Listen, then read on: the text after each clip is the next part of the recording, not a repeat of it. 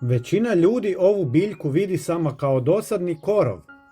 Iščupa je iz zemlje i baci bez razmišljanja.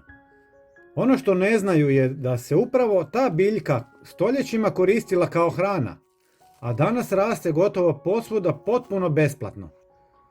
Ako ste je pronašli u svom vrtu, vrlo je moguće da se radi o divljoj salati. Njezini nazubljeni listovi lako se prepoznaju, a zanimljivo je da pripada istoj velikoj obitelji biljaka kao i kultivirana salata koju svakodnevno jedemo. Dok mnogi traže egzotične namirnice i skupe dodatke prehrani, ova biljka raste sama od sebe uz puteve, vrtove i livade. Mladi listovi sadrže vlakna i razne biljne spojeve, zbog kojih se već dugo koriste u prehrani.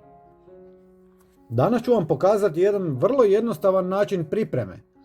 Ali prije nego vam to pokažem, svakako se pretplatite na naš kanal, jer u sljedećih par mjeseci ću vam pokazati nikad viđene recepte koji su pravo zlato za zdravlje.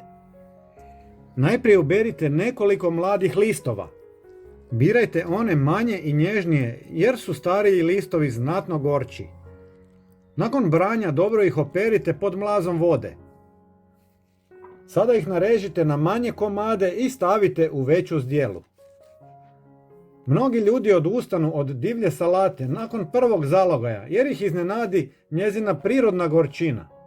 Upravo zato ćemo dodati još jedan sastojak koji potpuno mijenja dojam. Uzmite jednu svježu jabuku i narežite par šnita na tanke kriške. Jabuka donosi prirodnu slatkoću i odličan kontrast blagoj gorčini listova. Osim toga, salata zbog nje postaje mnogo sočnija i ugodnija za jelo. Sada je dodajte žličicu limunovog soka. Limun ne služi samo za okus, njegova svježina povezuje sve sastojke i čini da salata djeluje puno lakše i osvježavajuće. Sve lagano promiješajte i vaša salata je spremna. No to nije jedini način korištenja ove biljke. Ako ne želite salatu, nekoliko opranih listova možete staviti u šalicu i preliti vrućom vodom. Nakon 10 minuta dobit ćete jednostavan biljni napitak koji se tradicionalno priprema već vrlo dugo. Naravno, prije konzumacije bilo koje samonikle biljke važno je biti potpuno siguran u identifikaciju. Ali ako ste sigurni da se radi o divljoj salati, možda ćete sljedeći put 2 puta razmisliti prije nego što je nazovete korovom i bacite na kompost. Napišite mi u komentarima da li ste znali za ovu biljku. Pozdrav do sljedećeg videa.